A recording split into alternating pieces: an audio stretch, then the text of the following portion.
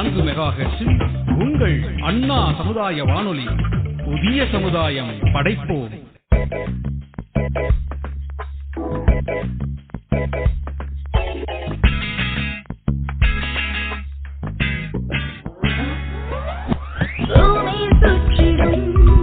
பல மாற்றங்கள் கண்டிடும் எல்லைகள் தாண்டி பிம்பங்கள் கோடி விடை தேடும்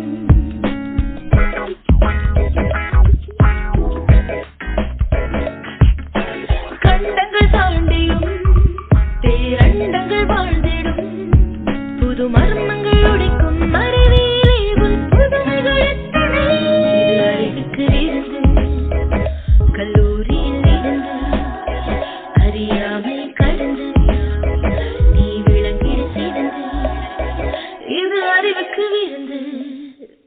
வணக்கம் நேயர்களே, நீங்கள் கேட்டுக்கொண்டிருப்பது அண்ணா சமுதாய வானொலி 90.4. இது இந்தியாவின் முதல் சமுதாய வானொலி. இந்த நிகழ்ச்சி மத்திய அரசின் விஞ்ஞான் பிரச்சார், அறிவியல் பலகை, தமிழ்நாடு அறிவியல் தொழில்நுட்ப மையம் ஆகியவற்றோடு நமது அண்ணா சமுதாய வானொலி இணைந்து வழங்கும் அறிவுக்கு விருந்து பாகம் 3. வாங்க நிகழ்ச்சியை கேட்கலாம். இந்த தொடரின் 3ஆம் பாகமாக நாம் கேட்கவிருப்பது நீர் மறுசீரமைப்பு மற்றும் நீர் சேமிப்பு பற்றிய நிகழ்ச்சி. இந்த நிகழ்ச்சியில ஆற்று நீர் மாசுபாடு மற்றும் மறுசீரமைப்பு, நீரை சேமித்து ஆற்று நீர் ஓட்டத்தை எப்படி வளமாக வைத்துக் கொள்வது, இதை பற்றியெல்லாம் ஆராய்ந்து அறிவோம். இந்தியாவில் முக்கியமான பிரச்சனைகளில் ஒன்று சுற்றுச்சூழல் மாசுபடுதல். இந்தியாவின் நீர் மாசுபாட்டின் மிகப்பெரிய ஆதாரமானது சுத்திகரிக்கப்படாத கழிவுநீர் ஆகும். மாசுபாட்டின் பிற ஆதாரங்கள் தொழிற்சாலைகளிலிருந்து வெளியேறும் சுத்திகரிக்கப்படாத கழிவுநீர் ஆகும். இதுவே இந்தியாவில் பெரும்பாலான ஆறுகள், ஏரிகள் மாசுபட காரணமாகும். இந்தியாவில் உள்ள கால்வாய்கள், ஆறுகள் மற்றும் ஏரிகள் பெரும்பாலும் கழிவுநீர், திட மற்றும் திரவ கழிவுகளை கொட்டும் இடங்களாக செயல்படுகின்றன. கழிவு நீர் எப்படிலாம் தேங்குது அப்படின்றத பத்தி இப்ப நம்ம கேட்டு தெரிஞ்சுக்க போறோம். மத்திய மாசு கட்டுப்பாட்டு வாரியம் சமீபத்தில் வெளியிட்ட அறிக்கையில என்ன சொல்றாங்க அப்படின்னா, சென்னையில் உள்ள கூவம் நதியை நாட்டிலே மிகப்பெரிய மாசுபட்ட நதி அப்படின்னு சொல்றாங்க. பாருங்களேன், எவ்வளவு பெரிய விஷயம் பாருங்க. அறிக்கையின்படி ஆவடி முதல் சத்யா நகர் வரையிலான ஆற்றில் பயோமெடிக்கல் ஆக்சிஜன் தேவை லிட்டருக்கு 345 மில்லிகிராம் ஆகும். இது நாட்டின் 603 நதிகளில் மிக அதிகமா இருக்குது அப்படின்ற ஒரு ரிசர்ச் கண்டுபிடிச்சிருக்காங்க. என்ன அப்படின்னு பாத்தீங்கன்னா, எந்த அளவுக்கு ஆக்சிஜனுடைய அளவு கம்மியாகுதோ அப்ப பாத்தீங்க அப்படின்னு சொன்னா அந்த இடத்துல உயிரோட்டம் அப்படின்றதே இல்லாம போயிடும். அப்ப நம்ம எப்படி உயிர் வாழ முடியும்? அதனாலதான் கழிவு நீரை என்ன பண்ணணும் அப்படின்னா, சுத்திகரிக்கப்பட்ட ஒரு நீராக மாற்ற வேண்டும். அதற்கான நடவடிக்கைகள்ல அரசாங்கம் செஞ்சுட்டு தான் இருக்கிறாங்க. அது மட்டும் இல்ல, நம்ம நாட்டின் கழிவுகள், ஆற்றுல நம்ம கலக்கக்கூடிய கழிவுகளுடைய ரிசர்ச் பாத்தீங்கன்னு சொன்னா நம்மளே ஆச்சரியப்பட்டு போவோம். பாருங்களேன், சுவாரஸ்யமாக பாத்தீங்கன்னா, குஜராத்தில் உள்ள சபர்மதி நதி லிட்டருக்கு 292 மில்லிகிராம் பிஓடி மற்றும் உத்தரப்பிரதேசத்தில் உள்ள பகேலா லிட்டருக்கு 287 மில்லி பிஓடி மதிப்பு முறையே 2வது மற்றும் 3வது மிகவும் மாசுபட்ட நதிகளாகும். இப்ப கழிவு நீர் மாசுபடுறதுல பிஓடி, அதாவது உயிர்வழி தேவை அப்படின்றது என்ன அப்படின்னு பாத்தீங்கன்னா, நீரில் மக்கக்கூடிய கரிம வேதியியல் பொருள்களை கண்டறிவதற்கான ஒரு வேதியியல் சோதனையாகும். இந்த சோதனையில நீரின் தரத்தை அறிந்து கொள்வதற்கு மிக முக்கியமான ஒரு விஷயம் என்னன்னா இந்த பிஓடி அப்படின்னு சொல்லக்கூடிய சோதனை தான். சரிங்களா? இது பல வேதியியல் கூராய்வு சோதனைகளை மிக துல்லியமாக அந்த நீர்ல என்னென்ன மாசுபாடுகள் இருக்குது அப்படின்றதை அளப்பதற்கான ஒரு கருவி அப்படின்னு சொல்லலாம். இந்த சோதனை அனைத்து கழிவுநீர் தூய்மைப்படுத்தும் நிலையங்களிலும் தூய்மையாக்கும் தரத்தை கண்டுபிடிக்க பயன்படுகிறது. இயல்பான உயிரி வேதியியல்களின் உயிர்வழி தேவைகளின் அளவை இது கண்டறியறதுக்காக தான் இந்த BOD அப்படின்ற ஒரு சோதனை நடக்குது. பாத்தீங்களா, எவ்வளவு பெரிய விஷயம் பாருங்க. நம்ம நிறைய குப்பைகளை கொட்டுறோம். அந்த குப்பைகளை எப்படி தரம் பிரித்து ஆய்வு செய்வதற்கும் எப்படி கண்டுபிடிக்கப்பட்டிருக்குதுன்னு பாருங்களேன். எவ்வளவு பெரிய விஷயம் பாருங்க. கடந்த சில ஆண்டுகளா பாத்தீங்க அப்படின்னு சொன்னா தாமிரபரணி ஆறு மற்றும் கூவம் ஆறுகள்ல மிகவும் ரொம்பவே மோசமடைஞ்சிருக்கு அப்படின்னு தான் சொல்லணும். இந்த சுற்றுச்சூழல் ஆய்வாளர்கள் என்ன சொல்றாங்க அப்படின்னு பாத்தீங்கன்னா, இடைவிடாத மாசுபாட்டிற்கு எதிராக இடைவிடாது பிரச்சாரம் செஞ்சு எப்படியாவது அந்த மாசுபாட்டை நீக்கணும் அப்படின்னு ரொம்ப ஆராய்ச்சியில ஈடுபட்டு இன்னைக்கு வரைக்கும் பல விஷயங்களை நமக்காக செஞ்சிருக்காங்க அப்படின்னு தான் சொல்லணும். சரிங்களா? கூவம் நதி நாட்டிலே மிக மாசுபட்ட நதியாக மாறியுள்ள நிலையில தற்போதைய அரசு அதை சுத்தப்படுத்த நடவடிக்கை எடுத்துள்ளது. ஆற்றங்கரை ஓரம் 80% ஆக்கிரமிப்புகள் அகற்றப்பட்டு எழும்பூர், நொங்கம்பாக்கம் மற்றும் சேத்துப்பட்டில் உள்ள லாக்ஸ் கார்டனில் 3 சுத்திகரிப்பு நிலையங்கள் அமைக்கப்பட்டுள்ளன. சுத்திகரிக்கப்படாத சாக்கடை கழிவுநீர் கலப்பதை தடுப்பதில் தற்போது அதிகாரிகள் கவனம் செலுத்தி வருகின்றன. சுத்திகரிப்பு நிலையங்களில் அசுத்தமான நீரை உயிரியல் ரீதியாக சுத்திகரிக்கவும் அதன் தரத்தை மேம்படுத்துவதற்கு வண்டல் மற்றும் வடிகட்டுதல் ஆகியவை மேற்கொள்ளப்படும். அதன் பிறகு கிருமி நீக்கம் செய்ய குளோரினேட் செய்யப்படுகிறது. இப்படிதான் அந்த ஆற்று நீரை சுத்தம் செய்றாங்க. இது அறிவியல் செய்தி. நாம இப்போ நம்ம பூமியை பத்தின சின்ன சின்ன விஷயங்களை தெரிஞ்சுக்கலாமா? நம்ம பூமியில நாம வாழ முக்கியமான ஒரு காரணம் பிராணவாயு, ஆக்சிஜன் நம்ம சொல்லுவோம். இந்த பிராணவாயுவானது நமக்கு எங்கிருந்து அதிகமா கிடைக்குதுன்னு உங்களுக்கு தெரியுமா? பிராணவாயுவின் முதன்மையான ஆதாரம் பெருங்கடல்கள், அதாவது ஓஷன்ஸ். தேசிய கடல்சார் சேவை நேஷனல் ஓஷன் சர்வீஸ் என்ன சொல்றாங்கன்னா, கடல்சார் உயிரினங்கள் தான் சுத்தமான காற்றின் நேரடி பங்களிப்பாளர்கள் அப்படின்னு சொல்றாங்க. நமக்கு கிடைக்கிற பிராணவாயுல 50% அளவாவது கடல் உயிரினங்களால கிடைக்குது. குறிப்பா பிளாங்டன், கடல் பாசிகள் அதாவது சீவீட்ஸ் மற்றும் பல்வேறு ஒளிச்சேர்க்கைகள் போன்ற உயிரினங்களிடம் இருந்து கிடைக்குது. உங்களுக்கு தெரியுமா, பூமியில உள்ள மக்களை விட ஒரு டீஸ்பூன் மண்ணில் அதிக நுண்ணுயிரிகள் இருக்கு. மில்லியன் கணக்கான உயிரினங்களான பாக்டீரியா, பாசிகள், மண்புழுக்கள், நுண்ணிய பூச்சிகள், சிறு பூச்சிகள், பூஞ்சைகள் மற்றும் பல உயிரினங்கள் இந்த கிரகத்தில் மிக உயர்ந்த உயிர் பொருள் அதாவது பயோமாஸ் அத பிரதிபலிக்குது அப்படின்னு அறிஞர்கள் சொல்றாங்க. உங்களுக்கு தெரியுமா, நீர் ஒரே நேரத்தில் 3 வடிவங்களை கொண்டிருக்கலாம் அப்படின்னு. இது ட்ரிபிள் பாயிண்ட் அதாவது ட்ரிபிள் பாயிலிங் அப்படின்னு சொல்றாங்க. திட அதாவது ஐஸ், சாலிட் ஸ்டேட், பனி அப்படின்னு சொல்லுவோம். திரவம் அதாவது நீர் வடிவம் மற்றும் வாயு அதாவது நீராவி ஆகிய 3 நிலைகளில் நீர் இருக்கக்கூடிய ஒரே வெப்பநிலை தான் இந்த ட்ரிபிள் பாயிண்ட். நீரின் ட்ரிபிள் பாயிண்ட் என்ன அப்படின்னா 273.16 கெல்வின். இத செல்சியஸ்ல சொன்னோம்னா 0.01 டிகிரி செல்சியஸ். அதுவே நம்ம ஃபாரன்ஹீட்ல சொல்லணும் அப்படின்னா 32.018 டிகிரி ஃபாரன்ஹீட் அப்படின்னு சொல்லலாம். பூமி உருவான போது இருந்த அதே அளவு தண்ணீர் தான் இப்பவும் பூமியில இருக்கு.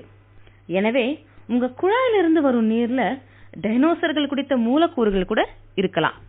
உலகில் உள்ள தண்ணீரில் கிட்டத்தட்ட 97% உப்பு அல்லது குடிக்க முடியாத தண்ணீர். மீதம் உள்ளவற்றில் 2% பனிக்கட்டிகள் அல்லது பனிப்பாறைகள். மீதம் உள்ள ஒரே 1% மட்டுமே மனித தேவைகளுக்கு உள்ளது. இந்த 1% வைத்துதான் நாம் விவசாயம், குடியிருப்பு, உற்பத்தி, சமூக தேவைகள் மற்றும் தனிப்பட்ட தேவைகளுக்கு நாம் உபயோகம் செய்து கொண்டிருக்கிறோம்.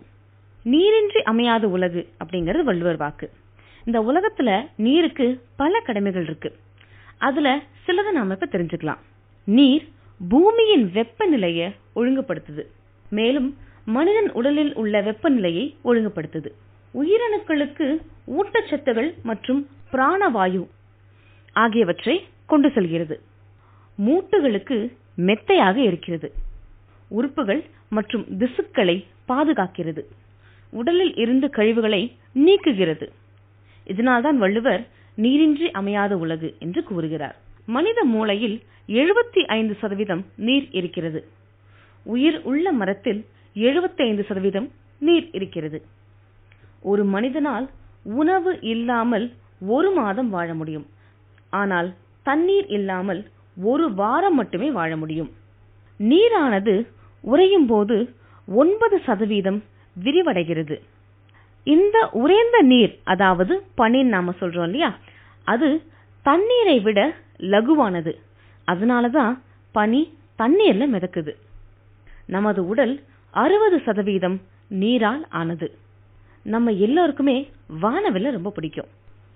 காற்றில் உள்ள நீர்த்துளிகள் ஒளியின் வண்ணங்களாக பிரிந்து ஒரு அற்புதமான வானவில்லை உருவாக்குகிறது. உங்களுக்கு தெரியுமா, சனி கிரகத்தை சுற்றி உள்ள வளையம் பனிக்கட்டிகளாக உறைந்துள்ள நீர் அப்படின்னு. சனி கிரகம் சூரியனிலிருந்து வெகு தொலைவில் உள்ளதால் நீர் பனிக்கட்டிகளாக உறைந்துள்ளது. இந்த கிரகம் சூரிய குடும்பத்தின் மிக அற்புதமான பனி வளையத்தின் தாயகமாகும். கேனிமேட் அப்படிங்கிற வியாழனின் மிகப்பெரிய நிலவான இது உப்பு நிறைந்த கடல்களை கொண்டுள்ளது. இது ஒரு முழு பூமியை விட அதிகமான தண்ணீரை கொண்டுள்ளது. கடலுக்கு அடியில் ஆறுகள் அல்லது ஏரிகள் இருக்கலாம். அது எப்படி உருவாகிறதுன்னு தெரியுமா உங்களுக்கு? வாங்க தெரிஞ்சுக்கலாம். உப்பு நீரும் ஹைட்ரஜன் சல்பைடும் இணைந்த பிறகு அதனை சுற்றியுள்ள நீர் அடர்த்தியாக இருப்பதால் கடலுக்கு அடியில் ஒரு ஏரி அல்லது ஆறு உருவாகிறது. உங்களுக்கு தெரியுமா, குளிர்ந்த நீரை விட சூடான நீர் வேகமாக உறைகிறது. விஞ்ஞானிகளின் கூற்றுப்படி நீர் துகள்களின் வெலாசிட்டி வெப்பமாக இருக்கும் பொழுது ஒரு குறிப்பிட்ட தன்மையை கொண்டுள்ளது.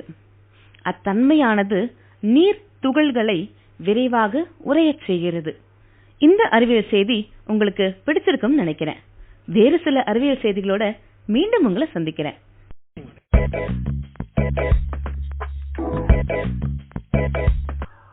தொடர்ந்து முனைவர் திருமதி ஆனி ஜோஸ்பின் அவர்களின் விளக்க உரையை கேட்போம் வாங்க. நேயர்களுக்கு வணக்கம். நான் முனைவர் ஜி ஆனி ஜோசபின் இந்திய அரசின் சுற்றுச்சூழல், காலநிலை மாற்றம் மற்றும் வனத்துறை அமைச்சகத்தின் தமிழ்நாடு மாநில மதிப்பீட்டு நிபுணர் குழுவின் உறுப்பினராக உள்ளேன். அண்ணா சமுதாய வானொலியில் ஒளிபரப்பாகும் அறிவுக்கு விருந்து என்ற இந்த நிகழ்ச்சியில் கலந்து கொள்வது நான் மிக்க மகிழ்ச்சி அடைகிறேன். இப்ப நீரை எப்படி மறுசீரமைப்பு செய்வது, இந்த கழிவு நீரை எப்படி சுத்திகரிப்பு செய்து நம்ம வெளியேற்றலான்றத பற்றி நம்ம பார்க்கலாம். இப்ப 1974 நீர் மாசு தடுப்பு மற்றும் கட்டுப்பாடு சட்டம்னு ஒன்று கொண்டு வந்திருக்காங்க. அந்த சட்டத்தின் பிரிவு 24 படி மாசுபடுத்தும் பொருட்கள் போன்றவற்றை இப்ப ஆறுகள், சிறிய ஓடை அல்லது கிணற்றில் வெளியேற்றுவதற்கு சில தடைகள் வச்சிருக்காங்க. அப்படிப்பட்ட அந்த பிரிவு என்ன அப்படின்னா, கெடுதியும் நச்சும் கூடிய அல்லது மாசுபடுத்தும் பொருட்களை மாநில வாரியம் ஒப்புதல் அளித்து தீர்மானித்த நிர்ணயித்த வரையறைகள் கூடிய பொருட்களை நேரடியாகவோ அல்லது மறைமுகமாகவோ எந்த ஒரு ஆறு அல்லது கிணறு அல்லது கழிவுநீர் சாக்கடையில அல்லது நிலத்திலோ எந்த நபரும் வெளியேற்றுவதற்கு அனுமதி கிடையாது. இப்ப இப்படி பார்த்தீர்கள் என்றால் அப்ப நம்ம 2 விதமான கழிவுகள் பார்த்தோம். குடியிருப்பு கழிவுநீர் ஒண்ணு, அதுக்கப்புறம் தொழிற்சாலை கழிவுநீர், 2 விதமான கழிவுநீர்கள் வெளியேற்றப்படுது.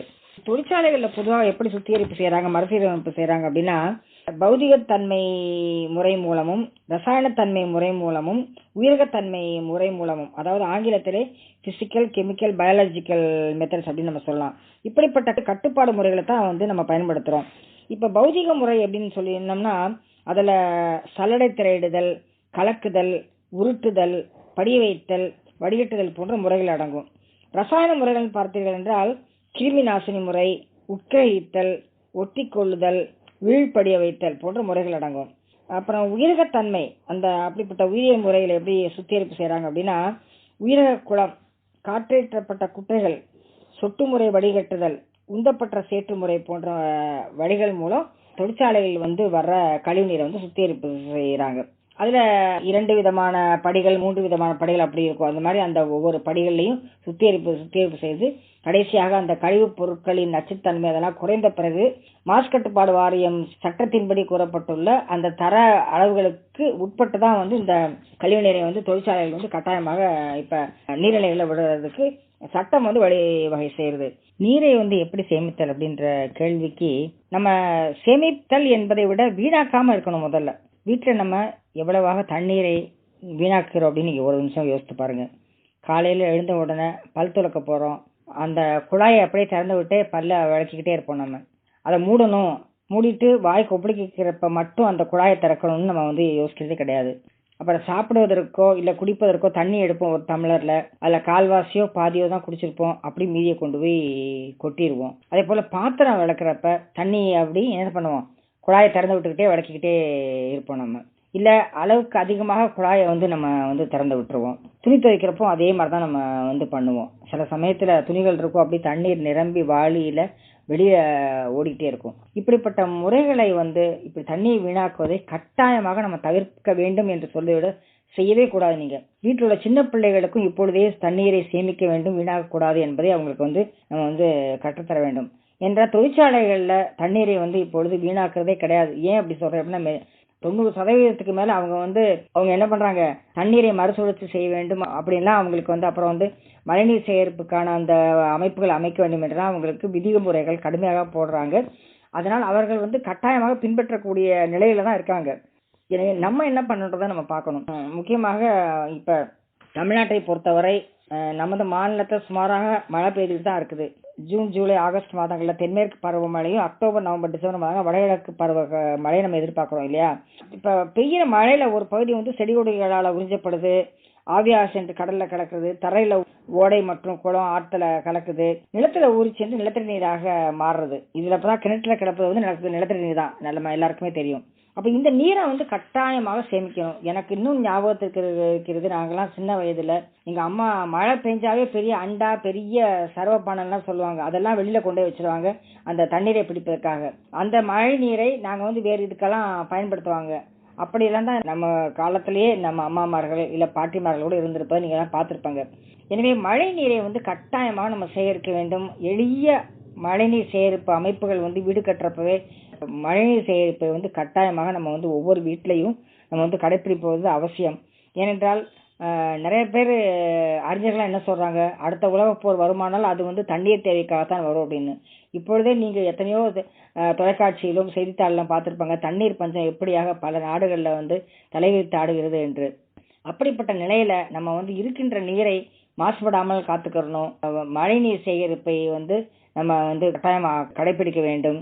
தண்ணீரை ஒருபோதும் வீணாக்க கூடாது. இப்படிப்பட்ட எளிய முறையில் நம்ம கடைபிடித்தாலே தண்ணீர் பஞ்சத்தை வராமலும் தடுக்கலாம், வந்தாலும் கூட நாம் அவற்றை எதிர்கொள்ளலாம். எனவே தண்ணீரை சேமிப்போம், மாசுபடாமல் காப்போம்.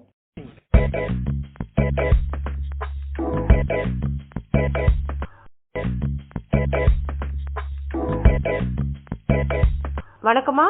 வணக்கம்மா. உங்களுடைய பேர் என்ன? என் பேரு புஷ்பலதாமா.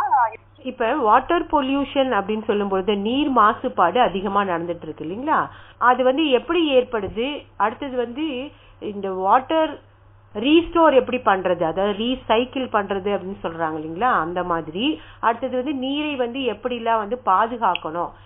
இப்போ இது ஏரிங்க மட்டும் பாக்குறோமா, கோயிலோட குளங்களும் பொல்யூட் ஆயிருக்கு. அது பாத்தீங்கன்னா அதை பாசி இது அந்த தண்ணி கூட குடிக்கிறதுக்கும் குளிக்கிறதுக்கும் லாக்கி இல்லை. அதே மாதிரி பார்த்தோம்னா நம்ம கடலையும் விட்டு வைக்கல, அந்த கடலையே இப்ப கார்கோ ஷிப்ல பார்த்தா பெட்ரோலியமோ ஆயில் எல்லாம் மிக்ஸ் ஆகி அங்க இருக்கிற ஜீவனை அதுவும் பொல்யூட் ஆயிருக்கு. இதுதான் வாட்டர் பொல்யூஷன் நம்ம பார்த்துட்டு இருக்கோம். சரி, இந்த வாட்டர் பொல்யூஷன்ல இருந்து எப்படி தண்ணியை நம்ம ரீஸ்டோர் பண்றது இல்லைன்னா ரீசைக்கிள் பண்றது, இதுக்கு டெக்னாலஜி நல்ல சயின்ஸ் நல்ல பதிலடி கொடுத்துருக்கு. ஆனா இது இம்ப்ளிமெண்டேஷன்ல தான் நம்மளுக்கு பிரச்சனை. இந்த ரீசைக்கிள் பண்ணும் போது இந்த கழிவு நீர் நம்ம பண்றோம் பாருங்க, அந்த கழிவு நீரை கூட நம்ம ரீசைக்கிள் பண்ணி யூஸ் பண்ணலாம், டெக்னாலஜி வந்துடுச்சு. இந்த கழிவு நீர்ல ஆக்சுவலி பார்த்தோம்னா அதோட தண்ணி செப்பரேட் பண்ணிட்டு அந்த இது டர்ட்டி வேஸ்ட்டை நம்ம ஃபில்டர் பண்ணி வச்சோம்னா அது பயோகேஸா மாறுது. இது அந்த பயோகேஸ் நம்ம ஆக்சுவலி நார்மல் கேஸ் மாதிரி கூட யூஸ் பண்ணலான்றது நம்மளுக்கு டெக்னாலஜில வந்துருச்சு. இப்போ இந்த இண்டஸ்ட்ரீஸ் பார்த்தோம்னாக்கா பொல்யூஷனுக்கு அதோட கெமிக்கல்ஸ் எல்லாம் தண்ணியில பக்கத்துல இருக்கிறது எது கிடைக்குதோ அதே இடத்துல மிக்ஸ் ஆயிடுது.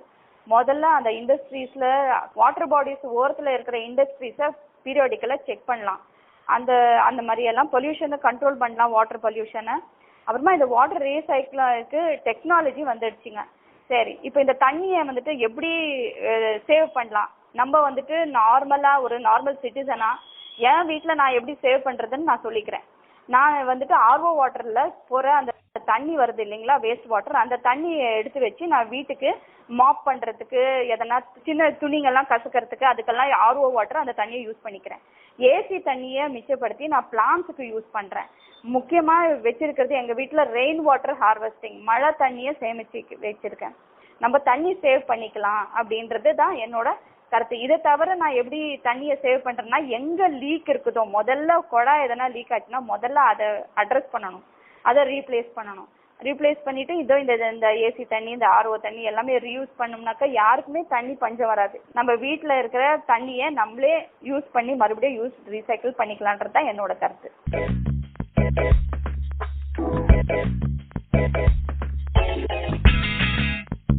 நிகழ்ச்சியோட நிறைவு பகுதிக்கு வந்துட்டோம். இந்த நிகழ்ச்சியிலிருந்து ஒரு கேள்வி கேட்கப்படும். இந்த கேள்விக்கான சரியான பதிலை வாட்ஸ்அப் மூலமா அனுப்புற நேயர்களிலிருந்து 3 அதிர்ஷ்டசாலிகள் குலுக்கல் முறையில தேர்ந்தெடுக்கப்பட்டு பரிசுகள் வழங்கப்படும். இன்றைய நிகழ்ச்சிக்கான கேள்வி, BOD என்பதன் விரிவாக்கம் என்ன? Option A biological oxygen depreciation, option B biochemical oxygen demand. இந்த கேள்விக்கான சரியான பதிலை அனுப்ப வேண்டிய வாட்ஸ்அப் எண் 9786757115. மீண்டும் ஒரு முறை 9786757115. இத்தொடரின் 2ஆம் பாகத்தில் கேட்கப்பட்ட கேள்விக்கான சரியான விடையளித்து பரிசு பெறும் 3 அதிர்ஷ்டசாலி நேயர்கள் கோட்டூர்புரத்தை சேர்ந்த புஷ்பலதா, வேளச்சேரியை சேர்ந்த விஷ்ணுபிரியா, அடையாரை சேர்ந்த பிரியா. இவர்களுக்கு அண்ணா சமுதாய வானொலியின் மூலமாக வாழ்த்துக்களை தெரிவித்துக் கொள்கிறோம். இந்த நிகழ்ச்சியில் பங்கேற்றவர்கள் ஆனி ஜோஸ்பின் மேடம் மற்றும் மல்லிகா, எஸ்தர், ரேஷ்னி. மீண்டும் அடுத்த நிகழ்ச்சியை சந்திப்போம். நன்றி, வணக்கம்.